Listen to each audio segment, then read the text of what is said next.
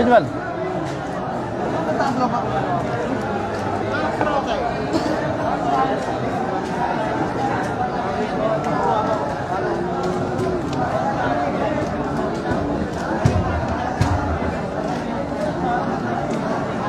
Masuk ada? መጀመሪያ ሰው በደንብ ነው። Apa dia setai tu? ሶዳ ምግቡ ማለት ነው አይደል? Udul lah fatai. ላይ ታርጉ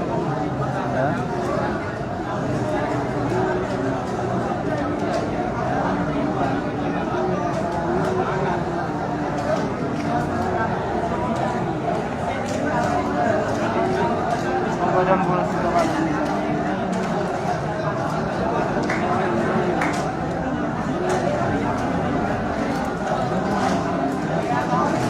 አንድም ሰው አባ ግቡ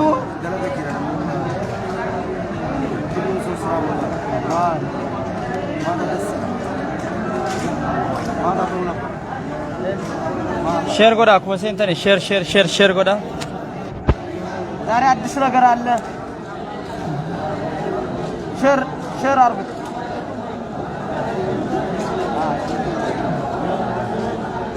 गलती हुई तो Eh?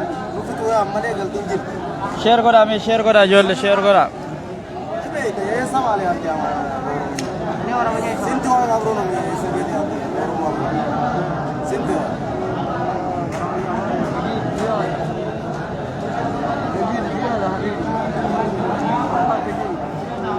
इन्हें 22 रुपए का गब्बा बोला Share goda me akasi entah ni share olive koda.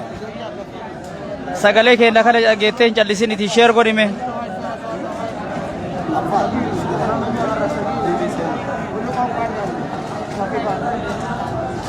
Share goda namun ni senta kunni share goda. Share goda ada Fatime. Nama digdam aja digdam ni kun digdam af share godi.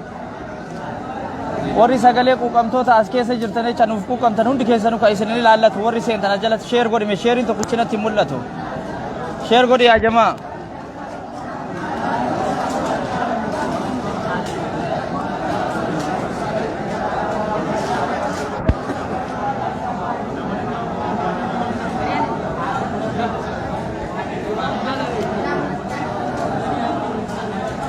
Share goda me share omana timunda tanjiru.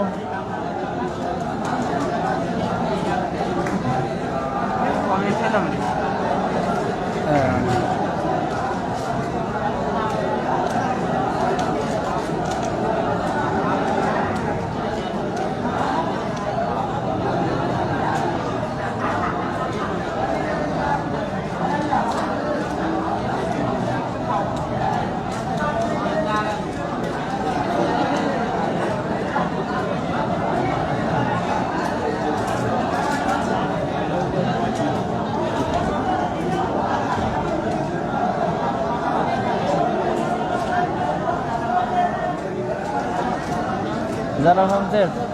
Me share goda kesentani share goda kesentani le rambahena share goda. Oma share in oma na muda tanjuru share goda.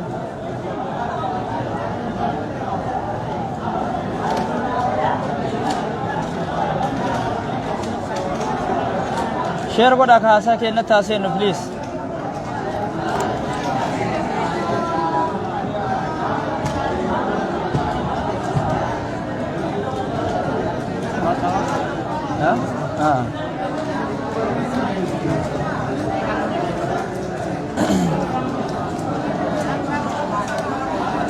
Share goda me share goda.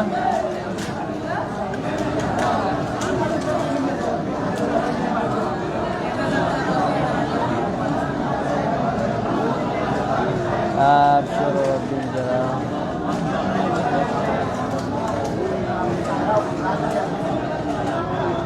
Mal goota namni afurtamaa kun nama afurtamaaf share godhi gaa way. Namni hin jiru moo share godhaa isin hin jenne share nuuf godhaa.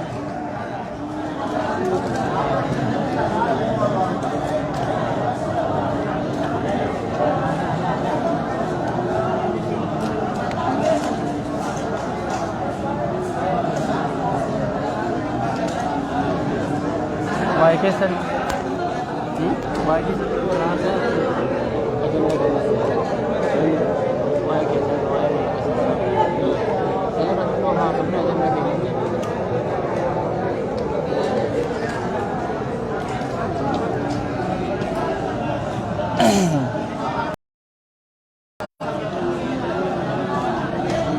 Assalamualaikum warahmatullahi wabarakatuh. Hundi keessanuu jechaadha.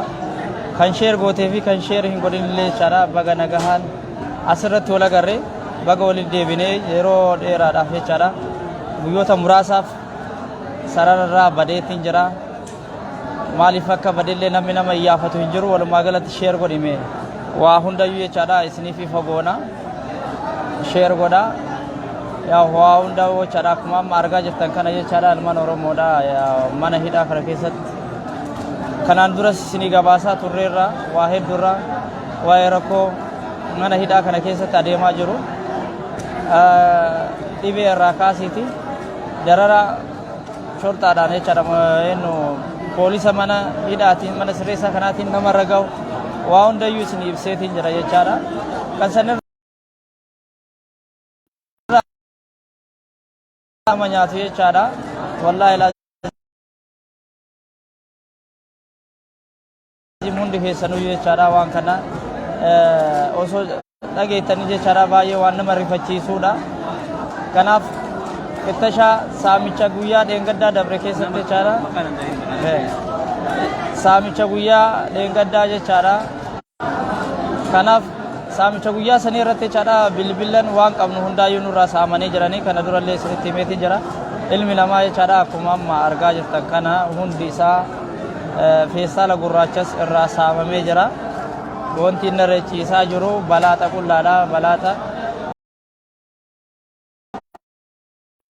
Balaaxa kuno balaaxa ragaan kuno kanaati. Balaaxa qullaa irra ciisaa jira jechaadha. Waa takka wanti inni uffatus hin jiru. Sanirraan ammoo mukayyafa nuu banaa jennee mukayyafa arga guyyaa sadii hiti mukayyafallee waan nuu banan hin qabani. Kanaaf rakkoo cimaa keessa gallee jira jechaadha. Garuu ammoo haalli qilleensi amma hafarfamaa jiru jechaadha. Waan isin ajaa'ibu qilleensi amma hafarfamaa jiru sanirraati haasawuttiin seene sanin duratti mee nama tokkon jechaadha gaafa dheengaddaa nu hundarraayyuu bilbila saamamnee jirra. Nama kanarraa ammoo afaanuma isaa irraa caqaftanii maal akka isarraa saaman inni jechaadha ummata Oromootittiin gaadhaa ummannummaan Oromoo kun haa dhagahu saamicha isaan irratti raawwatan kana kan jedhu irraa jechaadha ofii isaaniiti dubbachuu mee hundi keessanuyyuu sheer godhaa fi sheer godhaa las wannan video ni mudatini tuntumaan watana makana keenarraa nama Oromoo edit malee لا وفي يوم بتني صداتنا لا أنا خلاص إنسان كان في شرام إنسان أسيت أسبحاني سجلي لانكم بدأ قال سجلي ركومكم فيديو رسم رتب سما ada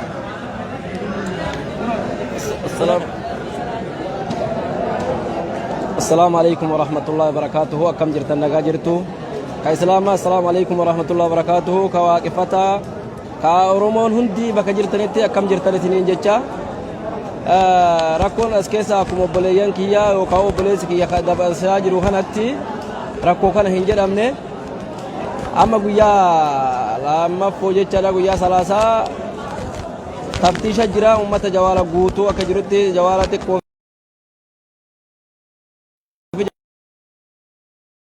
godhanii akkasuma yeroo san mallaqa keessan waraqaa keessan kaayadhaatii waan biraa isaan jiranii eegammootu mana taftiishaan kan riyaala 12,000 narraa fuudhanii yeroo saniif garuu Allahu alam ka garuu rabbi beekaa yeroo saniif si deebiifnaa gaafa galtu hin deebi'a maal jiranii ummanni immoo warri keessa beeku nama 17,000 irraa fudhatantu jira maalani sun hin deebi'allee garuu hin beeyne ummanni Oromoo akkasitti akka nuu dhageettanii sagalee nuu taatanii isnu fixa jira nyaanni sin jiru bishaan illee agartanii waa takka aayilaandii takka namni guyyaa 2-3 oola rakkoo akkanaa keessa sagalee nuutaa bakka jirtanii uummanni Oromoo irra finaa isiniin jechaa obboleessi kiyya deebisa jechuudha. Muna akkuma dhageette jechaadha. Riyaala Suudii riyaala 12,000 jechaadha. Wallahi nama guddaadha. As bahanii dubbachuu hin barbaanne. Riyaala Suudii 12,000 jechaadha. Paantii osoo irraa hin mallaqa isaanii jechaadha. Riyaala 12,000 harkaa saaman jechaadha. Asitti bakka kanatti gaafa sirraa fuudhaniitiin jedhan sii deebisnaa siin jedhan jechaadha. Garuu ammoo kan taraa har'a as oole jechaadha. Boru deebitee hin agartu. Rakkoo kan kee jechaadha. Har'a waan har'a saamamte ka boru dhufi nama haarawaa sanitti wanti ati himattu hin jirtu jechaadha. Rakkoon mana hidhaa kana keessatti guddaan kana jechaadha. Poolisa hadda agartu boru arguu hin dandeettu. Akkasitti abbaa keenya ta'uu riyaala 12,000 Suudii kan daffa isaanii jechaadha. Baatii meeqa mallaqa kana biyya ergadhaaf horatanii kiisa isaanii kaa'atanii deeman jechaadha. Akkasitti riyaala 12,000 irraa saaman jechaadha. Saamichi waan xiqqaa miti jechaadha. Namoota kun riyaala guddaadha. Kan kalaa gadi riyaala 500 bilbila huccuu uffannaa kanneen hunda saamamanii jiru jechaadha. Wanti hin saamamne hin jiru. Bigaalaan seente jechaadha. Bigaalaan haqa ummataati jechaadha. Bigaalaan seente qarshii 4,000 gabbaasanii facaasanii bangaaliin jechaadha. Akka kubbaatti dhiitti jechaadha. Asittu nyaanni sunuu hin jiru. Saantima asitti qaban san walitti baasanii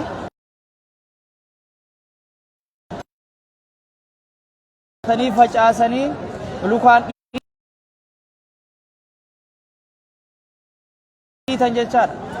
Waan haganaati miti jechaadha. Wanti nu saamamne kanaaf mee obboleessi kiyya kunis jechaadha waan dubbadhu qaba jedha. Walumaa galatti rakkoon keenya guddaadha. Rakkoo teenya mee atis mee obboleessi kiyya waan beektu irraati dubbadhu. Assalamu alaikum warahmatullahi wabarakatuh. Mee sheer godhaa isin hundinuu waan jabduudha wanni tuni rakkoon guddoon eeguma manguddoon Itoophiyaadhaa sun gartee Suudii dhufte booda kan uummanni akka ija diinaatiin nu laaluu eegale. Kanaafuu manguddoon jijjiirama jettee guyyaa dhiyoo akka manguddummaatti biyya tana dhufte booda akka saree bishaan seentetti gartee saree rooba keessaatti nu shurkuu eegalan jechuudha. Kuni furmaanni isaan fidanii miti ibidda nu fidanii dhufe jarri guyyaa dhiyoo irraa eegalee jechuudha. San dura wayyumaa eegas booda nu sharafteen jaan. Yaaboo namni bakka jirtanii mee isii tana dhiibbumatti nu godha warri biyya keessaatis warri biyya alaa jirtanis jijjiiramni xiqqishoonni dhufa jennee nu eeyne daran ibidda nu qabsiiftee kutte manguddoon deengaddaa tani Itoophiyaa irraas dhufte jechuudha. Kanaafuu an tanumaan jaa hattiyaanus deengadda irraa eegallee saamamuudhaa fi tumamuunis akkuma isin agartan kana amma jawwaalli mana kana seene tokkicha kana bakka rabbumaatu gartee tokkicha kanattiin ibsattan jeenuu naqe malee akka jiru namni jawwaala 24 gurguddaa qofa guuranii fixanii jechuudha. Kashaafni tokko nafne xiqqishoon ati gandattiin bilbilattu teeleen hin jiru. Hidhaa ammuma seenne hidhaan jabduu waan akkanaa takkaan agarre rabbii ja'anu dirmadda. Mee bakka jirtanii nu iyya kaanii rabbi nu qaradda. Wanni irra ciifnu hin jirtu akkana kun akkuma isin gartan kanaanis bakkumaan jiru tanaanin gachiisuun hin jirtu jechuudha. Dhaabbatan nu hidhuu eegalanii. Rabbii ja'a yaalmaan Oromoo bakka jirtanitti mee akka waan furmaata rabbummaan haafidu jaa ka du'aayi gootanis du'aayi nu godha. Kamee waa dhageettii qabdanillee miidiyaadhaan akka waan kana sheer nu gootanii nu geessan rabbii jaa yaaboo. Oomaan dubbadhuu wallaale'an. Hanganaan jaa assalaamu alaikum warahmatullahi wabarakatuh.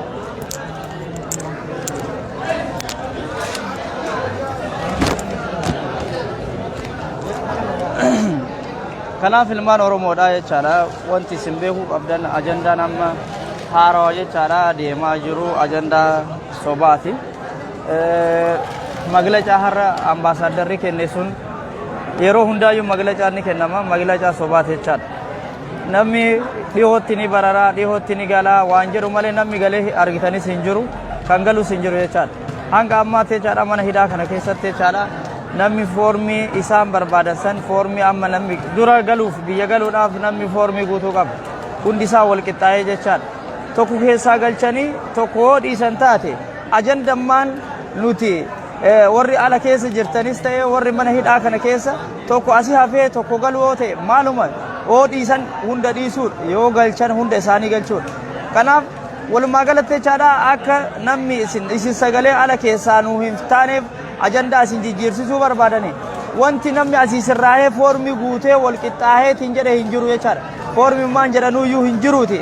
sagalee keessan ta'uu ammas itti nuuf fufaa ka duraa caalaa jechaadha ammayyuu waytiin sagalee nuu ta'uu qabdan amma jechaadha hanga ammaatti jecha nama muraasa ka bira gaheetiin jedhe namoota akkasii sanillee hin jiran jedheeti hin yaadu wanti maglacaan har'a kenname sunillee jechaadha waan nu laallatu miti jechaadha waan wal qixxaa'ee nuti asiin nu saamsisaa saamamu jirra mee akkamitti namni osoo saamamu osoo bilbila isaa qabeenya isaa tishartii isaa irraa mulqanii osoo saamamu kamtu gara biyyaa nama galche mee kamtu gara biyyaa nama galche saamamaa jirra duuba osoo nuusiitu ta'e namni gara biyyaa galu waa hunda sirreessaniif ciisumsa isaa sirreessaniif dararaa irraa qannasan dararaan numaa nutti hammaatte balaata kanarra balaata adii kanarra mee wallaahi billaahi mee laala namni humna kam qabutu mee balaata kanarra ciisa balaata argaa jirtan jechaadha balaata qullaa kanarra ciisu jira yaa jamaa wallaahi waan hin dubbadhu waan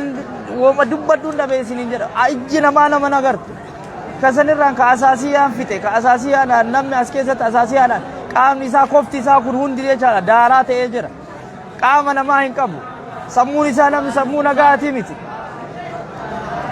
sammuun isaa sammuu nagaatii miti sammuun isaa akka namaatti yaadu warra mana kana hidhaa kana keessatti jiru jechaadha kanaaf kun hundi osoo dararaan kun hundi jiru ka galchanii hin galchine maglacaa qofa nurratti baasuun maal faayidaa nuuf qaba ilmaan oromoodha kan akka dhugaatitti akka hin fudhanne rakkoon teenya jechaadha rakkoon teenya haga furmaata argattee namni hundi jechaadha maa ka waggaa tokkooti miti ka guyyaa takka as keessa bule hanga gara biyyaatitti galutti namni kamuyyuu taanaan jechaadha sagalee ta'uu irraa jechaadha akka gara duubaa nu hin deebine sagalee keessanii ammallee taanaan itti nuuf fufuu qabdanii sagaleen keessan baay'ee nu barbaachisaa ilmaan oromoodha ilmaan oromoo ka as keessatti akkana dararaman kana argaa wanti calliftaniif takka hin jiru jechaadha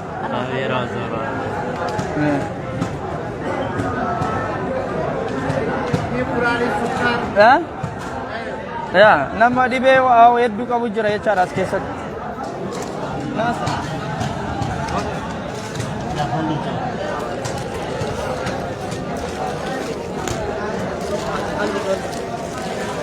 Nothing kabin. Lala. Macam kabin kamera nara. Kamera lagi. Assalamualaikum warahmatullahi wabarakatuh. Ilman oromo kan ala jiritan marti tahin isne damar dura. Assalamualaikum warahmatullahi wabarakatuh. Akam jiritan nagaya fayya kaisani fayya qabdani. Arrantana nuti wani isne rawar banu sagale ummata oromo tiftahu warbanna. yaa boonutiin kun akka kanatti ilaallu kanatti lammii Itoophiyaatirraa waa kan dhalanne nutti hin fakkaatu. Har'aan tana lammii Itoophiyaatirraa isoo nuti kan dhalannu taate lammiidhaaf yoo kan jennu taate maaliif har'aan tana ilmi Oromoo ilmaan Itoophiyaadhaa as keessatti akkanatti saamamaa tumamaa ajjeefamaa maaliif akkanatti kan jiraachuu jiru maalirraa kan ala jiruus maaliif sagalee nu ta'uu dhaba. Moo warri as keessa jiru kun Itoophiyaa miti. Ilmaan Oromooti miti yaada ja'u qabdanii Itoophiyaa nuti immoo waan takka tan nu ajaa'ibsiiftee jira irra caala wani nu ajaa'ibsiifte mootummaan Itoophiyaadhaa eega askirraa nama iris erge namoota ergaa iris erge booda tumamuun saamamuun miidhamuun achuma booda nu guddiftee jirti akka waan nama mana hidhaa keessa jiru fixaa ji'anii tokko akkas nu fakkaatti numaatu nuti garuutu nuti yoo Itoophiyaa keessa qoodan qabaanne yoo Oromiyaa irraa qoodan qabaanne isi warri ala jirtanilleen waa nurraa himiti qooda nurraan qabdanii jaadhaati firraa akkuma mootummaan nu jibbetti isi warri ala jirulleen firraa karaa jibbaa keessan firraa nu mul'isaati nu garsiisa wanni lammiif jennee wanni iyyinuufis hin jirtu wanni rakkoo teenya sana guyyarraa wanni isanitti ibsannuuf illee hin jirtu waan kana ta'eef kan ala jirtanis kan biyya keessa jirtanis kan Saudi Arabiyaa sana keessa jirtanilleen kan har'aan tana Ameerikaa jirulleen nutti dhusina mana tokko keessa namni jiru nama 300 faadha nama 300 irraa yoo ta'e namni 30 namni 25 fayyaa qaba namni kun cittaaweeti dhukkuba adda addaatiin as keessatti miidhamee namnummaan fayyaa dheengadda mana kana seene akkatti qoonqoo wajjin nyaachuu dhabu jire inaawaa qaamni madaawee qaamni cittaawee dhukkubni adda addaa itti bu'ee namni balaaxaa kanarra giseen fi ciisu balaaxaa kanarratti qaamnisaa balaaxaa kanarratti madaan balaaxaa kanarratti dhiininii fi malaan balaaxaa kanarratti hafu jira jechuudha. Akkamitti arraan tana nuti ilmuma namaatirraa taanee maali badiin fi quba qabnuus hin jirtu biyya tana nuti saaminaaf hin dhufne biyya tana inni qabannaaf hin dhufne inni dalagannaadha wanni biyya tana dhufneef malee nuti biyya tana badiin itti hojjechuudhaaf dhufne hin jirtu biyya tana irraa falmachuuf hin dhufne waa'ee siyaasaa keessa hin jirru mootummaan asiin duraatis dhuguma namni Itoophiyaa irraa deemee biyya Suudii Arabiyaa ni dhufa dalagateetuma galu jira mootummaan arraan tana dhufe kun maal irratti akka nu godhuu danda'e maal irratti akkana nu godhuu danda'e maal irratti akka lammii Itoophiyaa waan hin tahin tokkotti nu laaluu akka diinaa tokkotti maal irraa nu laala jechuudha. Arraan tana nama gaala jala deemee faltii re'ee haree dhukkubaan qabamee miidhaan adda addaa irra jirtu kan qarshii isaa waliif funaannatee biyyattiin buufadha jiru kana hunda qabanii as keessa naqanii jiran amma gadi mana guutuu hirii gabbaasan waan isaan irra rafan kartoonaa fi keesha zubaalaatillee irraa haran inni fattashan jechuudha. Amma obboleessa keenya tokko riyaala Suudii 12,000 harkaa fuudhan jechuudha. 12,000 fi 100 qabu 12,000 fi 200 harkaa fuudhan jechuudha. Maallaqni kun amee bifa kamiin deebi'aaf bifa kamiin deebi'aaf mee kunigaa tokkichi kun kanii maqaa dha'uu dhiisime irra baay'ee namaati kan akka isaa hoomaa jiru. Arra islaanii fi mootummaa qabaannee uummanni nu booda jiraate nuti arraan tan akkanatti bifa saree kanatti ilaalamnu jechuudha. Arra bifa sareetti illee hanqatamnee jirra as keessatti. Lammuma mee lammii Itoophiyaa lammii hin ta'in tan mana hidhaa kana keessatti badii takkaa ala amataa baatii jaha hidhamtu tan baatii 7-8 hidhamtu dhukkubaan as keessa daramaa jirtu mee lammii biraa takka hidhas baasa waan lammii Itoophiyaa hin ta'in. Maalirraayi gocha kun irratti raawwatame maalirraayi arraan tan akka na mudanne waan kanaafuu isin obboleeyyan kiyya warreen ala jirtan waniin isiniin jedhu arraan tana nuti wanni barbaannu waan takka illee waan biraa isin irraa hin barbaannu lammiif eege jenne as keessatti hafe kana akka lubbuun isaanii baraartu akka lubbuun isaanii nu baraartu nu ta'a akkasiiti.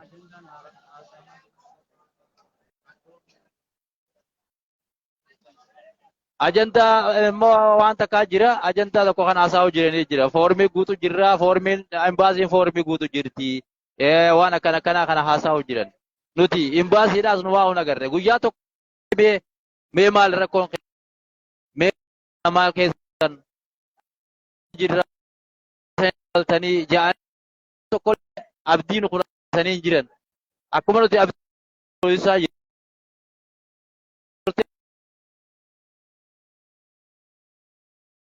jiru kan as keessatti ramadame kana nu qotaachisiisa akka waan nama biyya hin qabne tokko maa irraa nu godha. Arra silaa nu bira dhugeeni aboo rakkoo tanaaf mootummaan keenya gaa rakkoo tanaaf isin bira ga'uullee dadhabne rakkoo akkanaa tan akkanaatii jira nu obsaa xiqqoosisoo ja'anii waa dilli kunilleen hin dhufu mootummaan kunilleen akkanatti tumichaa fi saamichaa fi gocha kana waan irratti hin raawwatu jechuudha. Arra dhukkubsataa keenya hoottaan irraa fuudhaa mana yaalaa isaa yoo jenneen as keessattuu nuun jaa.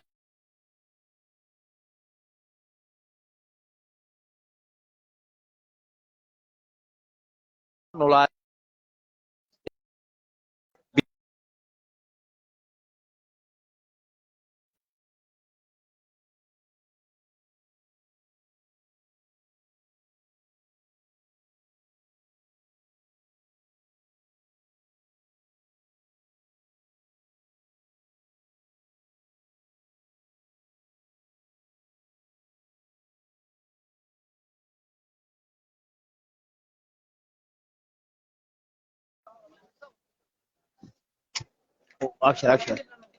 Huh? Tell down. ሰላም አለይኩም ወራህመቱላሂ ወበረካቱ። የማገኘቴም በጣም እድለኛ ነኝ። በጣም በእኛ የደረሰውን ግፍና ሰቆቃ ትንሽም ልግለጸው እስኪ ማንኛውም ማለት ነው። ይሄንን ጀዋል ራሱ ለማግኘት ማለት ነው በአስክሬ አማካይነት ከ8000 ብር ያላነሰ ገዝተን ነው አውጣተን ማለት ነው ሐሳባችንን ለማስተላለፍ ማለት ነው። እኔ የምናገረው ቢኖረኝ የድረሱልኝ ጥሪ ነው። የኢትዮጵያ ሕዝብ ሳውዲ አረቢያ ህዝብ አልዋለላትም ለኢትዮጵያ ብዙ ነገር አልዋልንም ብዙ ነገር ሳልሰራንም ብዙ ታሪክ ነገር እኮ ሰርተናል ብዙ ነገሮችንም ውለናል ስለዚህ ለምን ነው ዝም የሚያስብለው ለምንስ አጮሁልንም ለምንስ መንግስት አይሰማንንም እያለቅን ነው በሐሰስያ በኩላሊት በሱካር መድኃኒት እንኳን እናገኝ አልቻልንም ይሄን ግፍ ይታወቃል መኝታተን በብላት በፈረቃ ነው የምንተኛው የሚገርማችሁ አንድ ክላስ እስከ 400 ሰው ነው የሚያሽጉ ማለት ነው ምን በላው ምን ጠጣ የለንም እንደውም አሁን ያላችንን ገንዘብ እንኳን እንዶሚ 25 ብር እየገዛ ነበር ምን በላው ያንን እንኳን አውጥተው ፍተሻ አድርገው ማለት ነው እያንዳንዳችን ገንዘባችንን ራሶች ኪሳችን እንዳለ አድርገው ወሰዱብን እምንተኛው ብላት የበለድያችስ እንኳን ለብሰን ነበር የምንተኛ የበለድያችሳችን ራሱ ያን እንዳለ በሙሉ ወሰዱት ለምን ስንላቸው እናንተ ማለት ሚዲያ ያስተላልፋችሁ ምናምን እየተባለ ይሄን ሲታወቅባቸው ማለት ነው የኢትዮጵያ ህዝብ ይሄን ያውቃል ችግራችንን ሲያውቃል ለምን ነው ስማትጮሁልን ለምን ነው ማትናገሩት አረ ያለቅነ የወገን ያለህ ያገር ያለህ ድረሱልን ይሄን ያያችሁ ሸራ አድርጉ የሰው ልጅ በቀን ነው ሬሳ የሚወጣው የሚገርማችሁ ነገር አልከርጅ ያለው ራሱ እስር ቤት ከ84 በላይ እስር ቤቶች አሉ ከዛ ሁሉ በቀን የሚወጣው ሬሳ ብታው ማለት ነው በጣም የሚያሳዝነው የሰው ልጅ እንደዚህ ይሆናል ብላችሁ ታስባላችሁ በጣም እየተሰቃየን ያለ ነው የድረሱልን ጥሪ ባካችሁ ድረሱልን እና ይሄንን ያየ የሰማ ባካችሁ ሼር በማድረግና ለኢትዮጵያ መንግስት ለማስተላለፍ ሞክሩ ያ ምንም ማድረግ አንችልም በጣም ስቃይ ላይ ነን እየተሰቃየን ያለው ከአመት እስከ 2 አመት ራሱ የታሰረ ይገኛል 7 ወር 8 ወር የታሰረ ነው እብላት ላይ እስከ አንድ ቀን ብታድሩ ምን ያህል ስሜት ነው የሚሰማችሁ አንድ ቀን ብላት ላይ ብታድሩ ምን ያህል ስሜት ነው የሚሰማችሁ የኢትዮጵያ ህዝብ በመሙሉ እየተሰቃየ ነው ኦሮሞው ትግሬው ስልጤው አማራው በሙሉ ብሔረሰብ እየተሰቃየ ነው ያለው ለምን ነው ማይጮህልን ለምንስ ነው መንግስት ስማይሰማ ድምጻችን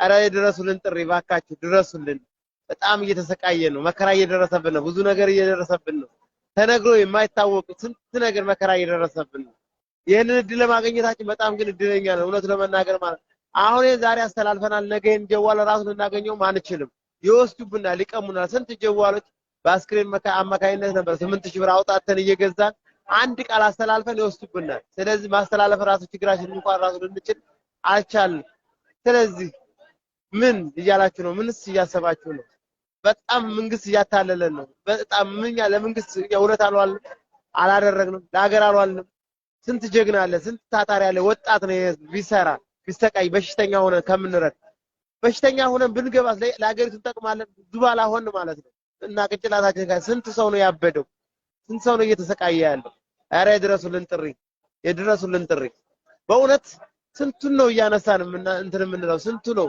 ሐማም ገብቶ በዛ ይወርቃል እየታመመ በሽታ በተቅማጥ በምን የተስተካከለ ምግብ እንኳን ራሱ አናገኝ በረሃብ እየተሰቃየን አንድ ሰዓት ለ3 ለ4 ሰው ነው የሚሰጡን የሚገርማችሁ ነገር ማለት ብታው ማለት ሰው ልጅ በረሃብ እያለቀ በበሽታ እያለቀ ይህን ስቃይ አይታችሁ ሰምታችሁ እስኪ ብትጮሁልን እናንተ ሚዲያው ምኑም በደንብ ታገኙታላችሁ ይሄ ሚዲያውንም ራሱ ማግኘት አንችልም ዛሬ አስተላልፈን እንደው ነገ ይወሰዳል ጀዋሉ አሁን በቃ እያንዳንዱ አንበር ጀዋል የታለ እየተባለ ነው እየተቀጠቀጥን እየተደበደብ ከሚገርማችሁ ነገር ገንዘባችን ያለችንን ገንዘብ እያራገፉ አርቃናችንን ልብሳችንን ዙባላ ነው ጨምሮት ያለው አንድ ልብስ እንግዲህ ሰውም ራሱ ለ2 አመት ለአመት የለበትና ማለት ነው ሌትም ሷን ነው የምንለብሰው ቀንን ሷን ነው የምንለብሰው ዙባላ ልብስ ስንለብስ ዙባላ ደግሞ ተባንጋል እየገዛን ነው እሱንም በምንለብስበት ሰዓት እሱንም አይ መልበስ የለባችሁም ብለን አርቃናችን ያለ ብላት ላይ ነው ያለነው እና በጣም እየተሰቃየን ነው ያለ ይሄንን ህዝብ ብታስተላልፉልን እውነት የሰው ልጅ በጣም ሆኖ የማይታወቅ ኢትዮጵያዊ የረከሰበት አመትና ዘመን ነው አሁን ያለንበት ሰዓት ማለት እና ይሄ ምንም ማለት አልችልም እኔ እንሳወራችሁ እንባይ እየተናነቀኝ ስሜቱ እንትን እያለ ነው መናገርም ራሱ አልችልም በጣም ነው ውስጤ እየተጎዳ ያለው እኔ ደህና ሁኜ ጤና ሁኜ ራሱ ማናገር ደግሞ ነገር እንኳን ስንት በሽተኛ ስንት እንኳን የማይችሉ ማስተላለፍ የማይችሉ ያው እያያችሁት ነው በቪዲዮ መልኩ እያያችሁት ነው አሰስያ የሚባል አለ ኩላሊት በሽታ አለ የሱካር በሽታ አለ መድኃኒት 24 ሰዓት የማይለያቸው ሰዎች ራስ መድኃኒት አያገኙ ምግብ አያገኙ ሱካር በሽተኞች አሁን ምግብ ያሰኛቸዋል የኩላሊት በሽተኛ ውሃ ያሰኛቸዋል ውሃ በትክክል አያገኙ ይሄ ሁሉ ስቃይ እየደረሰብን ነው ስለዚህ የደረሱልን ጥሪ ነው ማስተላልፈው ያው እንግዲህ የኢትዮጵያ ህዝብ አይቶ ዝም እንደማይለን እንደማይጨክን ሩህሩህ የሆነ እዚህ ደግሞ አለ በኢቃማ ራሱ ኢቃማው እየተበለገ እየተቀደደ ንብረቱ መኪናው ንብረቱ ያካበተው 2 ዓመት 3 ዓመት 4 ዓመት 10 ዓመት እስከ 8 ዓመት ያካበተው እስከ 10 ዓመት ያካበተው ንብረቱን ምንጥቅጥቅ አድርገውት እንዳለ በከፊል ችግር እስር ቤት ይገኛሉ። እነዚህ ህጋዊ ሆነው ኢትዮጵያን ሲረዱ አልኖሩም ነበር? አልረዱም ነበር? ለምንድን ነው መንግስት የማይሰማቸው? ለምንስ ይሰቃያሉ? የመሳፈር እድል እንኳን ለምን አያገኙ? የመሳፈር ንብረታቸው እንዳለ ሙሉ ለሙሉ ተወርሷል። ንብረታቸውን ማግኘትም አይችሉም። ሩሃቸውን እንኳን ብታተርፋቸው ምን ችግር አለ? እና በጣም አስቸጋሪ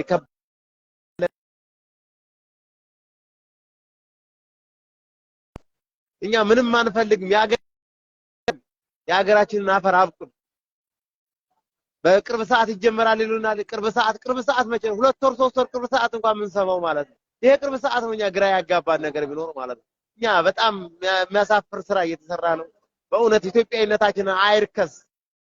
ምንም አይደለም ሞት እኮ ግን ለሀገራችን አፈር አብቁ እባካችሁ። ይሄ ባለስልጣንም ሆነ ማንኛውም ነገር ያየ የሰማ እንጃ አባት ልጅ እህት ያለው ይኖራል። ስለዚህ በዜጋችሁ አትቀልዱ። የድረሱለት ጥሪ ነው። አመሰግናለሁ።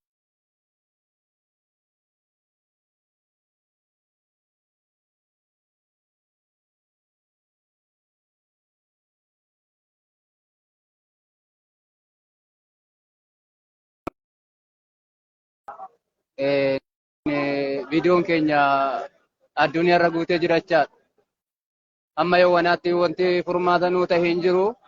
Gidiraa adda addaatu daraan nutti cimee jira jechaadha. Kaleessaa dheengadda nuti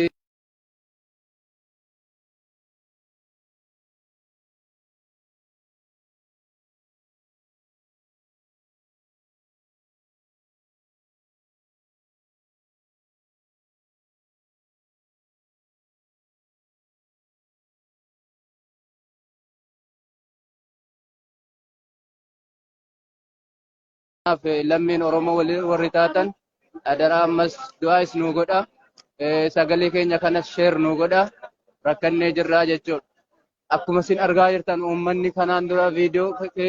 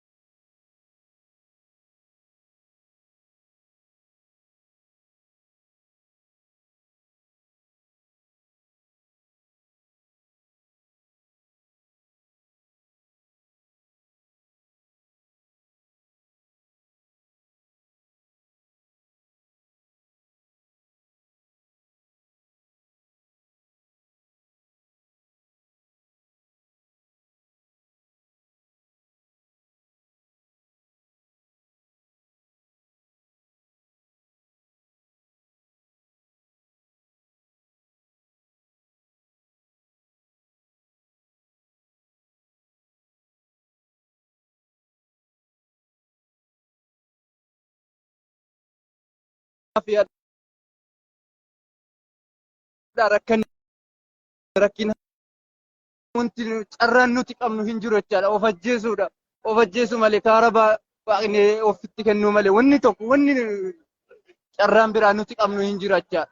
Kanaafuu jechuudha yaa obboleewwan koo, yaa abbootii amantaa garaagaraa adaraa viidiyoo kana sheer nuu godhaa. Mootummaa bira nuu dhaabbadhaa. Gargaarsa nuu ta'a. Ijoollee maallaqa kaffalatanii galuu ta'e kaffalannee galla jenne homaa wanti furmaata nuu qabu tokko hin jiru jechaadha. Kanaaf yaa abbootii koo, yaa hawaasa kiyya adaraa amaanaa isinitti haa ta'u. Kanaan danda'idhumaa isaan jiru adaraa.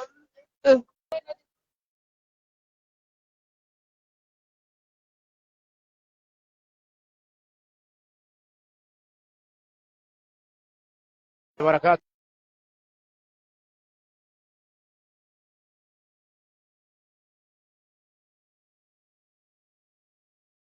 Tammaatee jira wallaahi akka geenye soomana kanaan qabamee amata geenye takkaa hin baasiis kan argine amma immoo baay'ee dara nuti jabaatanii jiranii amma jawaala fidanii turguranii ka'anii jawaalaa nagizee lama irraa fudhatanii deengaddaa jechuudha.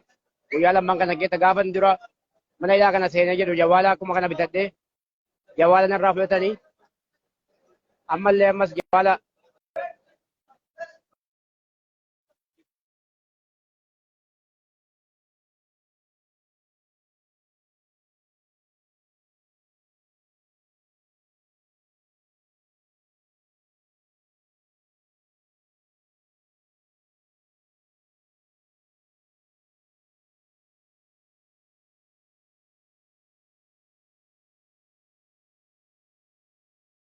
wallahi bakka nu jirru nu jijjiiranii tumanii jawaalas nurraa fudhatanii maallaqas nurraa fudhatanii waa takka jechuudha qaama keenyatti safaan jirru dhukkubsanneerra.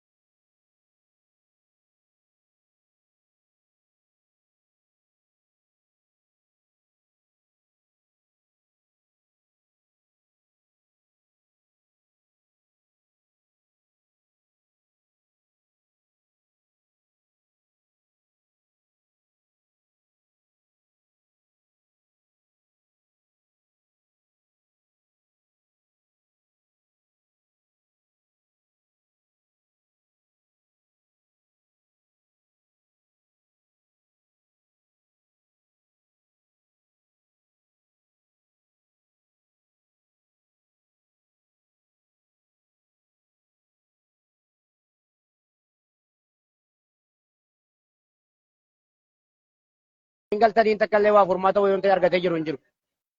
Kanaafuu nama guddaan nu keessa jira, nama waa beeku nu keessa jira jechuudha. Dhukkubaanis saaxilamnee jirra, qoonqoodhaanis fayyaadhaanis waa hundaan saaxilamnee jirra jechuudha. Nuti nama siichi waa tokko gallee jira.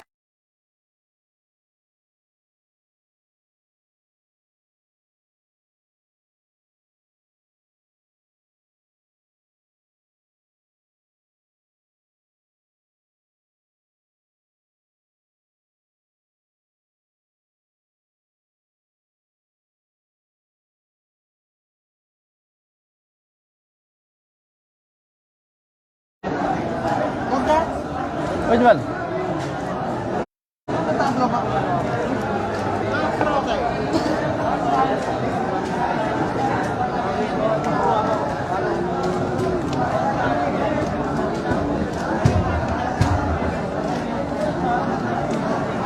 Masuk dah.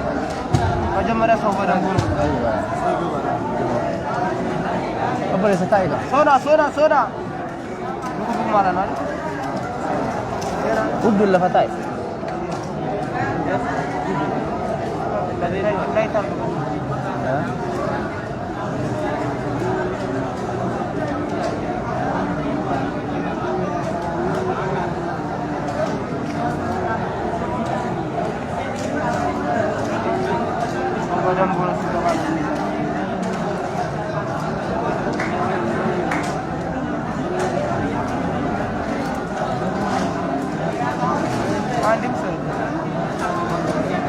Apa gebu?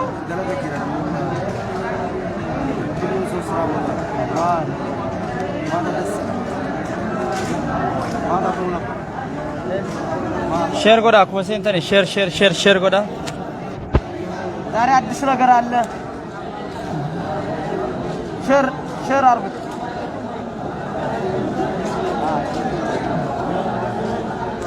ገልቲ እንጂርቱ ሩፍቱ አመለ ገልቲ እንጂርቱ Share goda jual share goda. ये सवाल है क्या सिंधु और अब्रो ने Sindhu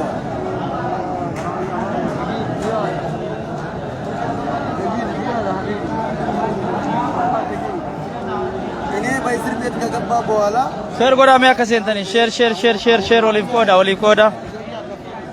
Sagale ke nak ada geten cari sini di share godi me.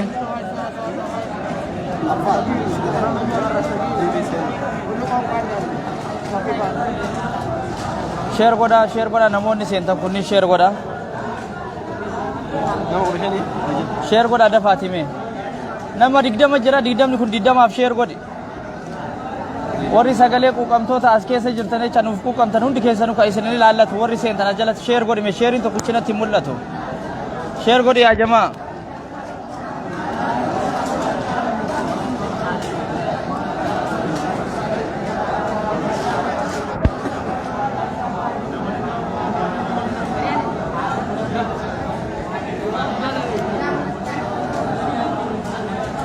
Share godhaa mee share homaa natti mudataa hin jiru.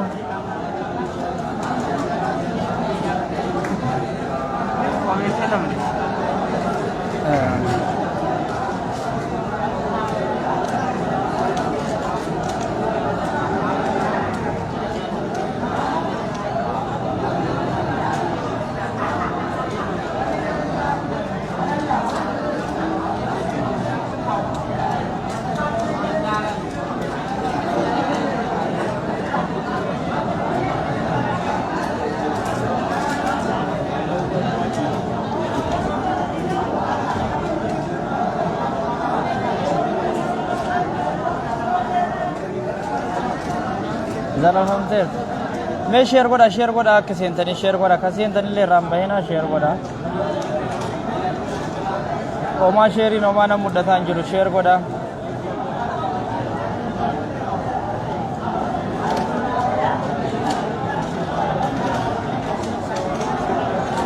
Share goda ka asa kenna tasenu please.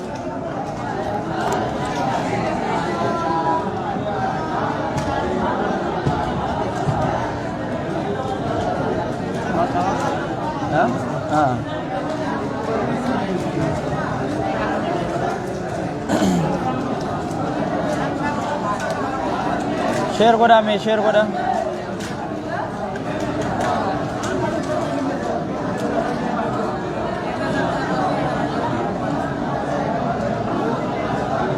Abshir bil jara.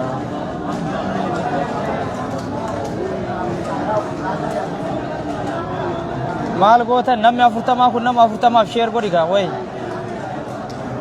Namni hin jiru moo share godhaa isin hin jenne share nuuf godhaa.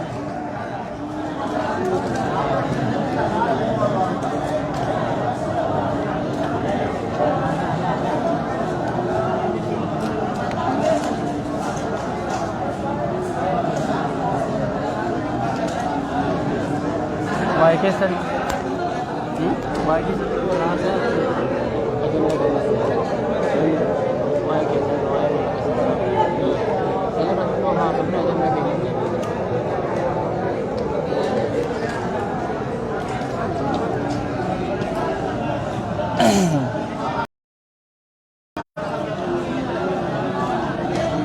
Assalamualaikum warahmatullahi wabarakatuh. Hundi keessanuu jechaadha.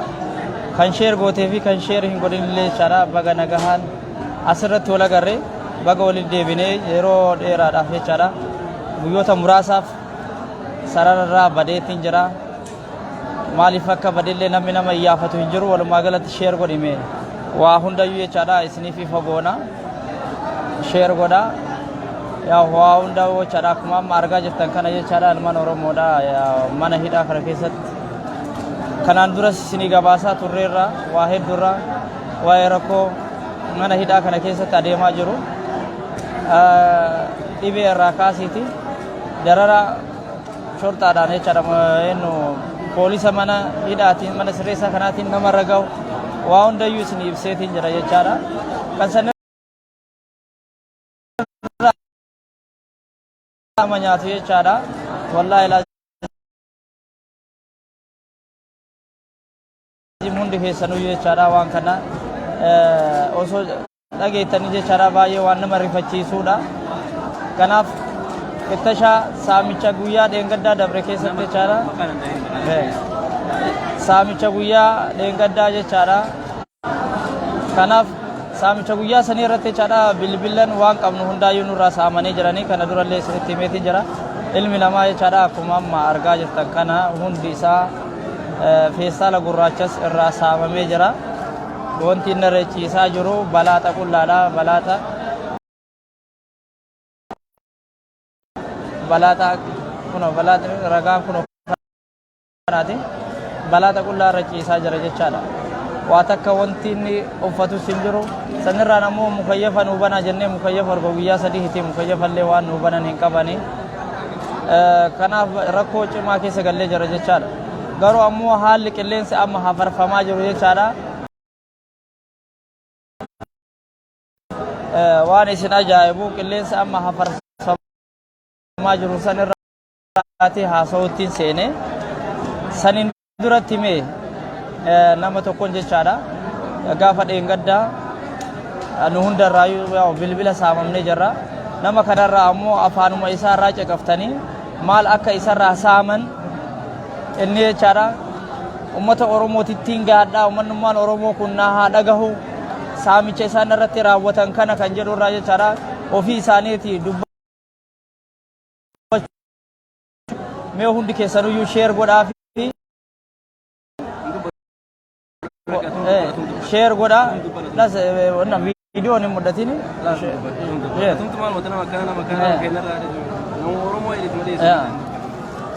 لا وفي يوم بتني صداتنا لا أنا خلاص إنسان كنا في شرام إنسان أسوت أسبحاني سجلي رانكو فدبدا قال سجلي ركومو فيديو ناس مرتي سما ada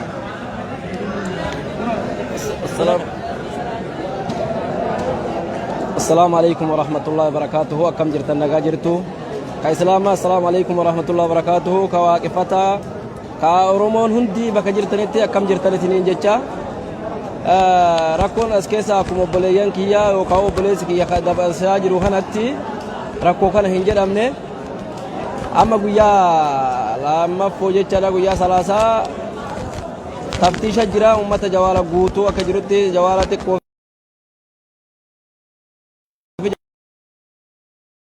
fudhanii akkasuma yeroo mallaqa keessan waraqaa keessan kaayadhaatii waan biraa isaan hin jedhanii eegammootu mana taftiishaan hunaqan riyaala 12,000 narraa fuudhanii yeroo saniif garuu Allahu alam ka garuu rabbi beekaa yeroo saniif sii deebifnaa gaafa galtuu hin deebi'a maal jedhanii uummanni immoo warri keessa beeku nama 17,000 irraa fudhatantu jira maalani sun hin deebi'allee garuu hin beeyne uummanni Oromoo akkasitti akka nuu dhageettanii sagalee nuu taatanii ho'is nu fixa jira nyaanni sin jiru bishaan illee agartanii waa takka aayilaandii takka namni guyyaa 2-3 oola rakkoo akkanaa keessa sagalee nuutaa bakka jirtanii uummanni Oromoo irra finaa isiniin jecha obboleessi kiyya deebisa jechuudha. Kun akkuma dhageette jechaadha. Riyaala Suudii riyaala 12,000 jechaadha. Wallahi nama guddaadha. As bahanii dubbachuu hin barbaanne. Riyaala Suudii 12,000 jechaadha. Paantii osoo irraa hin mallaqa isaanii jechaadha riyaala 12,000 harkaa saaman jechaadha. Asitti bakka kanatti gaafa sirraa fuudhaniitiin jedhan sii deebisnaa siin jedhan jechaadha. Garuu ammoo kan taraa har'a as oole jechaadha boru deebitee hin agartu. Rakkoo kan kee jechaadha har'a waan har'a saamamte ka boru dhufi nama haarawaa sanitti wanti ati himattu hin jirtu jechaadha. Rakkoon mana hidhaa kana keessatti guddaan kana jechaadha. Poolisa hadda agartu boru arguu hin dandeettu. Akkasitti abbaa keenya ta'u riyaala 12,000 Suudii kan daffa isaanii jechaadha baatii meeqa mallaqa kana biyya ergadhaaf horatanii kiisa isaanii kaa'atanii deeman jechaadha akkasitti riyaala 12,000 irraa saaman jechaadha saamichi waan xiqqaa miti jechaadha namoota kun riyaala guddaadha kan kanaa gadi riyaala 500 bilbila huccuu uffannaa kanneen hunda saamamanii jiru jechaadha wanti hin saamamne hin jiru. Bigaalaan seente jechaadha bigaalaan haqa ummataati jechaadha bigaalaan seente qarshii 4,000 gabbaasanii facaasanii bangaaliin jechaadha akka kubbaatti dhiitti jechaadha asittu nyaanni sunuu hin jiru saantima asitti qaban san walitti baasanii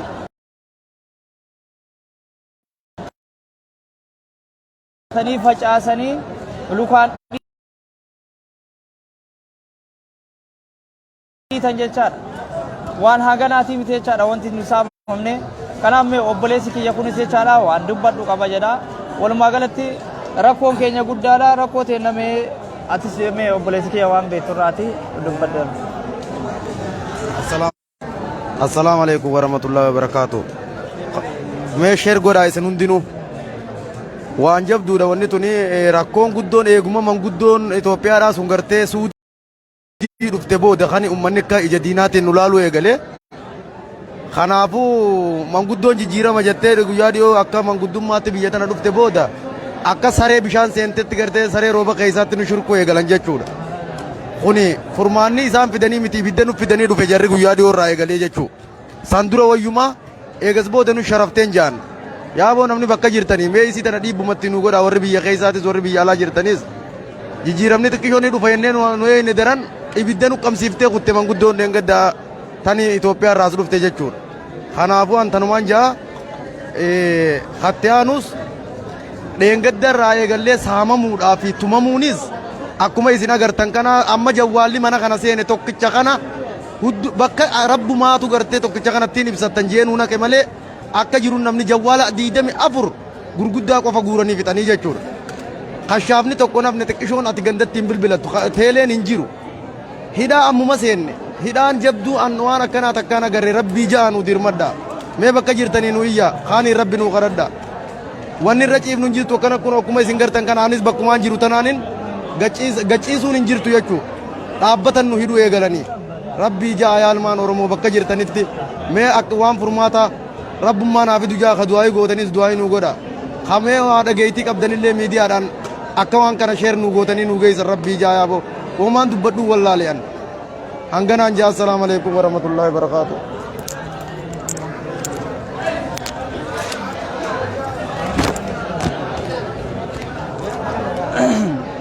Kanaaf ilmaan Oromoodhaa jechaadha wanti isin beekuu qabdan ajandaan amma haarawaa jechaadha deemaa jiru ajandaa sobaati.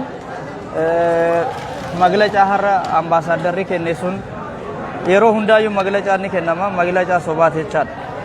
Namni dhihootti ni bararaa dhihootti ni galaa waan jedhu malee namni galee argitanis hin jiru kan galus hin jiru jechaadha. Hanga ammaatti jechaadha mana hidhaa kana keessatti jechaadha. Namni foormii isaan barbaadan san foormii amma namni dura galuuf biyya galuudhaaf namni foormii guutuu qaba. Hundi isaa wal qixxaa'ee jechaadha. Tokko keessaa galchanii tokko hoo dhiisan taate ajandammaan nuti warri ala keessa jirtanis ta'e warri mana hidhaa kana keessa tokko asii hafee tokko galuu yoo ta'e maaluma hoo dhiisan hunda dhiisuudha yoo galchan hunda isaanii galchuudha. Kanaaf walumaa galatti jechaadha akka namni isin sagalee ala keessaa nuu hin taaneef ajandaa isin jijjiirsisuu barbaadani wanti namni asiisirraahee foormii guutee wal qixxaaheetiin jedhe hin jiru jechaadha. Foormii maan jedhanuyyuu hin jiruuti. Sagalee keessan ta'uu ammas itti nuuf fufaa ka duraa caalaa jechaadha ammayyuu wayittiin sagalee nuu ta'uu qabdan amma jechaadha. Hanga ammaatti jecha nama muraasa ka bira gaheetiin jedhe namoota akkasii sanillee hin jiran jedheeti hin yaadu wanti maglacaan har'a kenname sunillee jechaadha waan nu laallatu miti jechaadha. Waan wal qixxaahee nuti asiin nu saamsisaa saamamu jirra. Mee akkamitti namni osoo saamamu osoo bilbila isaa qabeenya isaa tishartii isaa irraa mulqanii osoo saamamu kamtuuf gara biyyaa nama galcha. Mee kamtuuf gara biyyaa nama galcha saamamaa jirra. Duuba osoo nuusiitu ta'e namni gara biyyaa galu waa hunda sirreessaniif ciisumsa isaa sirreessaniif dararaa irraa qannasan dararaan numaa nutti hammaatte. Balaata kanarra balaata adii kanarra mee wallaahi billaahi mee laala. Nama humna kam qabutu mee balaata kanarra ciisa. Balaata argaa jirta jechaadha. Balaata qullaa kanarra ciisu jira yaa jamaa. Wallaahi waan hin dubbadhu waan wooma dubbadhuun dhabe isiniin jedha. Ijji namaa nama nagartu. Kasanirraan ka asaasiyaan fixe ka asaasiyaan namni as keessatti asaasiyaan qaamni isaa kofti isaa kun hundi jechaadha daaraa ta'ee jira. Qaama namaa hin qabu. Sammuun isaa namni sammuu nagaatii miti. Sammuun isaa sammuu nagaatii miti. Sammuun isaa akka namaatti yaadu warra mana kana hidhaa kana keessatti jiru jechaadha. Kanaaf kun hundi osoo dararaan kun hundi jiru ka galchanii hin galchine maglacaa qofa nurratti baasuun maal faayidaa nuuf qaba ilmaan Oromoodha. Kan akka dhugaatitti akka hin fudhanne rakkoon teenya jechaadha. Rakkoon teenya haga furmaata argattee namni hundi jechaadha. Maa ka waggaa tokkooti miti ka guyyaa takka as keessa bule hanga gara biyyaatitti galutti namni kamuyyuu taanaan jechaadha. Sagalee ta'uu irraa jechaadha akka gara duubaa nu hin deebine sagalee keessanii ammallee taanaan itti nuuf fufuu qabdanii sagaleen keessan baay'ee nu barbaachisaa ilmaan Oromoodha. Ilmaan Oromoo ka as keessatti akkana dararaman kana argaa wanti calliftaniif takka hin jiru jechaadha.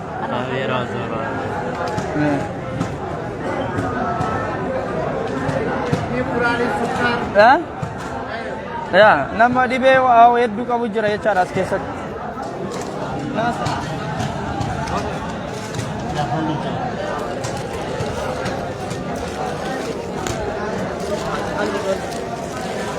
Nothing kabin. Lala, achi kabi kamera narra. Kamera narra. Assalamualaikum warahmatullahi wabarakatuh. ilmaan Oromoo kan ala jirtan martii tahin isanii dhaamadha dura assalaamu alaikum warahmatullahi wabarakaatu akkam jirtan nagayaa fayyaa keeysanii fayyaa qabdanii arraan tana nuti wanni isinirraa barbaannu sagalee ummata Oromootiif ta'uu barbaanna yaaboo nutiin kun akka kanatti ilaallu kanatti lammii Itoophiyaatirraa waa kan dhalanne nutti hin fakkaatu arraan tana lammii Itoophiyaatirraa isoo nuti kan dhalannu taate lammiidhaaf yoo kan jennu taate maaliif arraan tana ilmi Oromoo ilmaan Itoophiyaadhaa as keessatti akkanatti saamamaa tumamaa ajjeefamaa maaliif akkanatti kan jiraashu jiru maalirraa kan ala jiruus maaliif sagalee nu ta'uu dhaba moo warri as keessa jiru kun Itoophiyaa miti ilmaan Oromootii miti yaada ja'uu qabdanii Itoophiyaa nuti immoo waan takka tan nu ajaa'ibsiiftee jira irra caala wani nu ajaa'ibsiifte mootummaan Itoophiyaadhaa eega askirraa nama ires erge namoota ergaa ires erge booda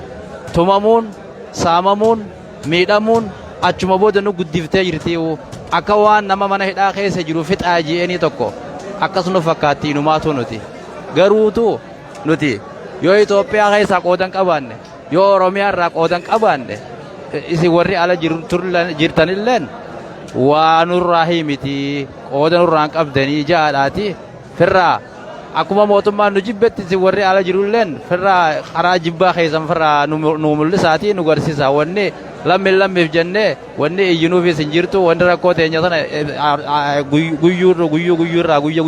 guyyarraa wanni isanitti ibsannuuf illee hin jirtu waan kana ta'eef kan ala jirtanis kan biyya keessa jirtanis kan Suudi Arabiyaa sana keessa jirtanilleen kan arraan tan Ameerikaa jirulleen nutti dhusina mana tokko keessa namni jiru nama 300 faadha nama 300 irraa yoo ta'e namni 30 namni 25 fayyaa qaba namni kun cittaaweeti dhukkuba adda addaatiin as keessatti miidhamee namnummaan fayyaa leengadda mana kana seene akkatti qoonqoo wajjin nyaachuu dhabu jire inaawaa qaamni madaawee qaamni cittaawee dhukkubni adda addaa itti bu'ee namni balaataa kanarra giseen ciisu balaataa kanarratti qaamni isaa balaataa kanarratti madaan balaataa kanarratti dhiininii fi malaan balaataa kanarratti hafu jira jechuudha akkamitti arraan tana nuti ilmuma namaatirraa taane maali badiin fi quba qabnuus hin jirtu biyya tana nuti saaminaaf hin dhufne biyya tana inni qabannaaf hin dhufne inni dalagannaadha wanni biyya tana dhufneef malee nuti biyya tana badiin itti hojjechuudhaaf dhufne hin jirtu biyya tana irraa falmachuuf hin dhufne waa'ee siyaasaa keessa hin jirru mootummaan asiin duraatis dhuguma namni Itoophiyaa irraa deemee biyya Suudi Arabiyaa ni dhufa dalagateetuma galu jira mootummaan arraan tana dhufe kun maal irratti akkana nu godhuu danda'e maal irratti akkana nu godhuu danda'e maal irratti akka lammii Itoophiyaa waan hin tahin tokkotti nu laaluu akka diinaa tokkotti maal irraa nu laala jechuudha arraan tana nama gaala jala deemee faltii re'ee haree dhukkubaan qabamee miidhaan adda addaa irra jirtu kan qarshii isaa waliif funaannatee biyyattiin buufadha jiru kana hunda qabanii as keessa naqanii jiran amma gadi mana guutuu hirii gabbaasan waan isaan irra rafan kartoonaa fi keesha zubaalaatillee irraa haran ni fattashan jechuudha amma obboleessa keenya tokko riyaala Suudii 12,000 harkaa fuudhan jechuudha 12,000 fi 100 qabu 12,000 fi 200 harkaa fuudhan jechuudha maallaqni kuni amee bifa kamiin deebi'aaf bifa kamiin deebi'aaf mee kunigaa tokkichi kun kanii maqaa dha'uu dhiisime irra baay'ee namaati kan akka saamamaa jiru arra islaanii fi mootummaa qabaannee ummanni nu booda jiraate nuti arraan tan akkanatti bifa saree kanatti hin laalamnu jechuudha arra bifa sareetillee hanqatamnee jirra as keessatti lammuma mee lammii Itoophiyaa lammii hin ta'in tan mana hidhaa kana keessatti badii takkaa ala amataa baatii 6 hidhamtu tan baatii 7-8 hidhamtu dhukkubaan as keessa dararamaa jirtu mee lammii biraa takka iras baasa waan lammii Itoophiyaa hin ta'in maalirraa gochi kun irratti raawwatame maalirraa arraan tan akka namu dandee waan kanaafuu isin obboleeyyan kiyya warreen ala jirtan waniin isiniin jedhu arraan tana nuti wanni barbaannu waan takka illee waan biraa isin irraa hin barbaannu lammiif eege jenne as keessatti hafe kana akka lubbuun isaanii baraartu akka lubbuun isaanii nu baraartu nu ta'a akkasiiti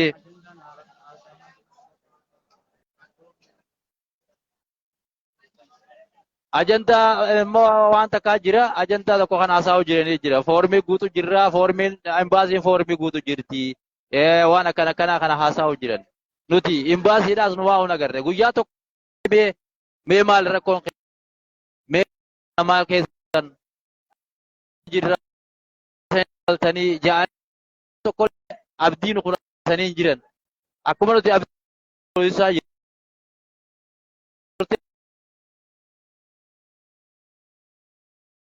jiru kan as keessatti ramadee kana nu qotaachisiisa akka waan nama biyya qabne tokko maa irraa nu godha arra silaa nu bira dhugeeni aboo rakkootanaaf mootummaan keenya gaa rakkootanaa fi isin bira ga'uullee dadhabne rakkoo akkanaatii jira nu obsaati qoysisoo ja'ani waa dilli kunillee hin dhufu mootummaan kunillee akkanatti tumichaa fi saamichaa fi gocha kana waan irratti raawwatu jechuudha arra dhukkubsataa keenya hoottaan irraa fuudha mana yaalaa isaa yoo enneen as keessatti nu hin jaa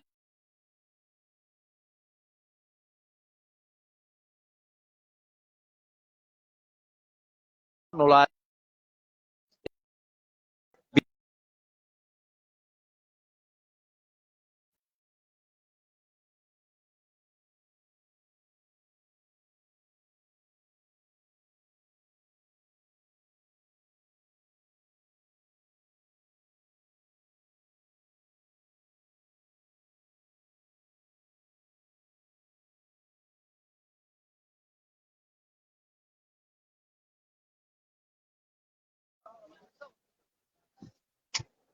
action huh then down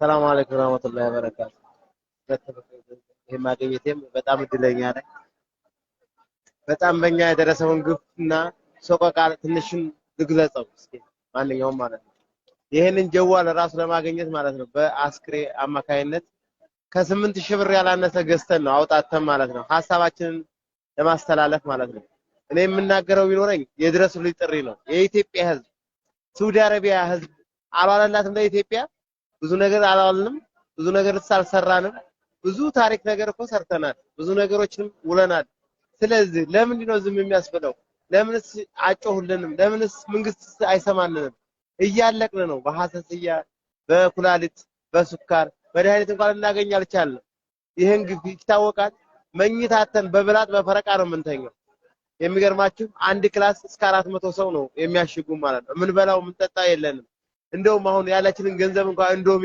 25 ብር እየገዛ ነበር ምን በላው ያንን እንኳን አውጥተው ፍተሽ አድርገው ማለት ነው እያንዳንዳችን ገንዘባችንን ራሱ ኪሳችንን እንዳለ አድርገው ወሰዱብን እምንተኛው ብራት የበለድያችስ እንኳን ለብሰን ነበር የምንተኛው የበለድያችሳችን ራሱ ያን እንዳለ በሙሉ ወሰዱት ለምን ስንላቸው እናንተ ማለት ሚዲያ ያስተላልፋችሁ ምናምን እየተባለ ይሄን ሲታወቅባቸው ማለት ነው የኢትዮጵያ ህዝብ የሚያውቃል ችግራችንን ሲያውቃል ለምን ነው ስማስጮህልን ለምን ነው ማትናገሩት አረ ያለቅነ የወገን ያለህ ያገር ያለህ ድረሱልን ይሄን ያያችሁ ሸራ አድርጉ የሰው ልጅ በቀን ነው ሬሳ የሚወጣው የሚገርማችሁ ነገር አልከርጅ ያለው ራሱ እስር ቤት ከ84 በላይ እስር ቤቶች አሉ ከዛ ሁሉ በቀን የሚወጣው ሬሳ ብታው ማለት ነው በጣም ነው የሚያሳዝነው የሰው ልጅ እንደዚህ ይሆናል ብላችሁ ታስባላችሁ በጣም እየተሰቃየን ያለ ነው የደረሱልን ጥሪ ባካችሁ ድረሱልን እና ይሄንን ያየ የሰማ ባካችሁ ሼር በማድረግና ለኢትዮጵያ መንግስት ለማስተላለፍ ሞክሩ እኛ ምንም ማድረግ አንችልም በጣም ስቃይ ላይ ነን እየተሰቃየን ያለው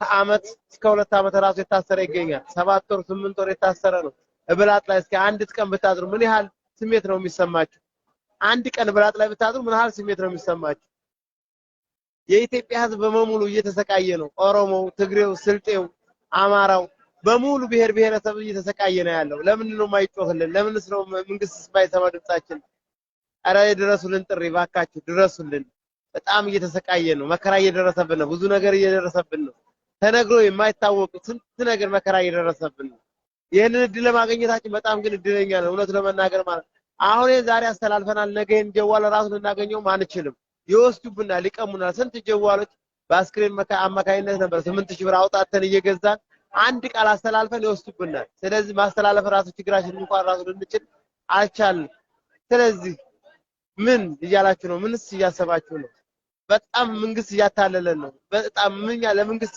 የውለት አላደረግንም ለሀገር አልዋልንም ስንት ጀግና አለ፣ ስንት ታታሪ አለ፣ ወጣት ነው ቢሰራ ቢሰቃይ በሽተኛ ሆነ ከምንረድ በሽተኛ ሆነን ብንገባ ለሀገሪቱ እንጠቅማለን። ዙባላ ሆን ማለት ነው እና ቅጭላታችን ጋር ስንት ሰው ነው ያበደው? ስንት ሰው ነው እየተሰቃየ ያለው? ኧረ የድረሱልን ጥሪ፣ የድረሱልን ጥሪ።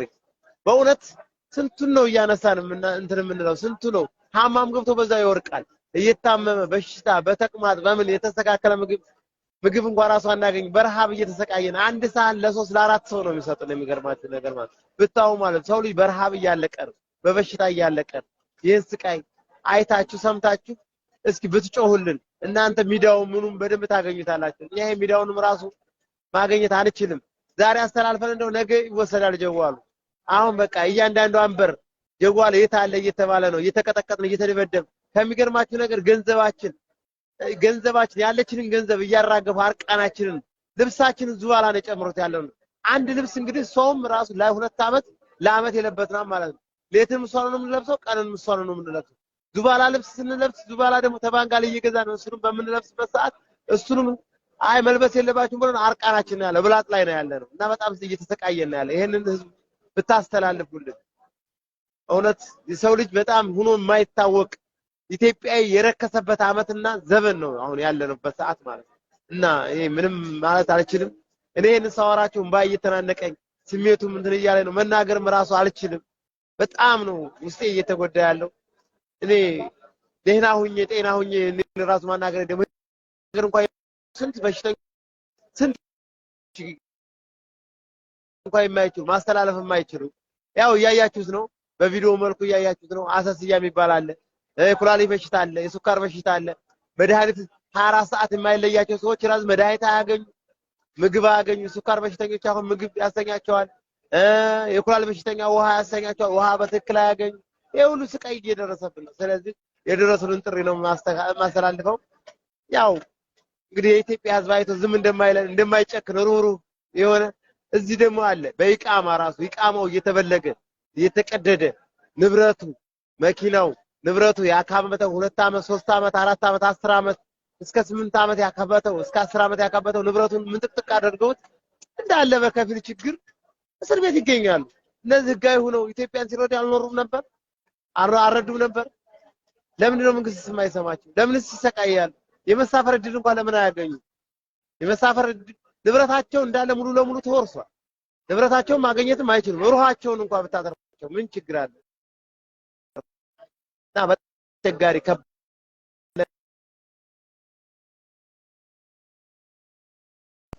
እኛ ምንም አንፈልግም። የሀገራችንን አፈር አብቁን። በቅርብ ሰዓት ይጀመራል ይሉናል። ቅርብ ሰዓት መቼ? 2 ወር 3 ወር ቅርብ ሰዓት እንኳን የምንሰማው ማለት ነው። ይሄ ቅርብ ሰዓት ነው እኛ ግራ ያጋባን ነገር ቢኖር ማለት ነው። እኛ በጣም የሚያሳፍር ስራ እየተሰራ ነው። በእውነት ኢትዮጵያዊነታችንን አይርከስ። ምንም አይደለም ሞት እኮ ግን ለሀገራችን አፈር አብቁ እባካችሁ። ይሄ ባለስልጣንም ሆነ ማንኛውም ነገር ያየ የሰማ እንጃ አባት ልጅ እህት ያለው ይኖራል። ስለዚህ በዜጋችሁ አትቀልዱ። የድረሱለት ጥሪ ነው። አመሰግናለሁ።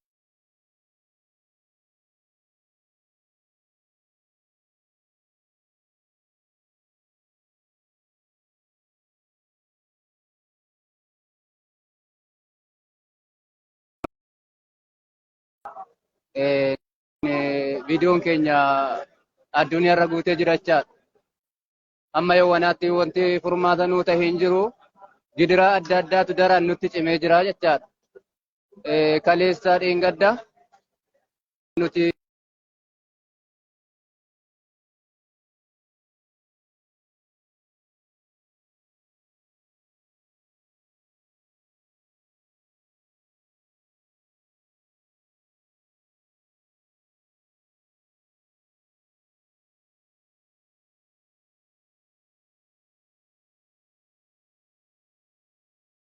lammiin Oromoo warri taatan adaraa ammas du'aas nu godha. Sagalee keenya kanas sheer nu godha. Rakkannee jirraa jechuudha. Akkuma isin argaa jirtan uummanni kanaan dura viidiyoo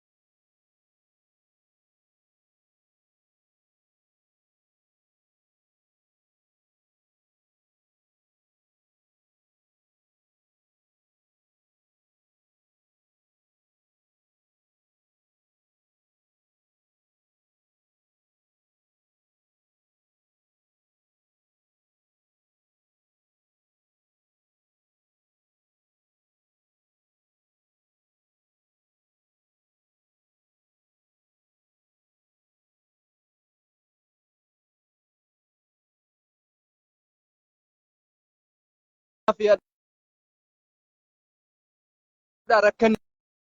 rakkina wanti carraan nuti qabnu hin jiru jechaadha. Of ajjeesuudha. Of ajjeesuu malee kaaraba waaqni ofitti kennuu malee wanni tokko wanni carraan biraa nuti qabnu hin jiru jechaadha. Kanaafuu jechuudha yaa obboleewwan koo yaa abbootii amantaa garaagaraa adaraa viidiyoo kana sheer nuu godhaa mootummaa bira nuu dhaabbadhaa gargaarsa nuu ta'a. Ijoollee maallaqa kaffalatanii galuu ta'e kaffalannee galla jenne homaa wanti furmaata nuu qabu tokko hin jiru jechaadha. Kanaaf yaa abbootii koo yaa hawaasa kiyya adaraa amaanaa isinitti haa ta'u. Kanaan danda'idhumaa isaan jiru adaraa.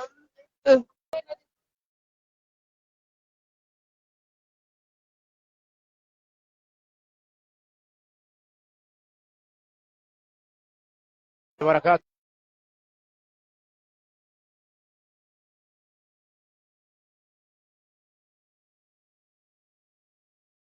Tammaatee jira wallaahi akka geenye soomana kanaan qabamee amata geenye takkaa hin baasiis hin argine amma immoo baay'ee dara nuti jabaatanii jiranii amma jawaala fidanii turguranii ka'anii jawaalaa nagizee lama narraa fudhatanii deenggaddaa jechuudha. Guyyaa lamman kana keessa gaafan dura mana ilaa kana seenee jedhu jawaala akkuma kana bitadhee jawaala narraa fudhatanii ammallee ammas jawaala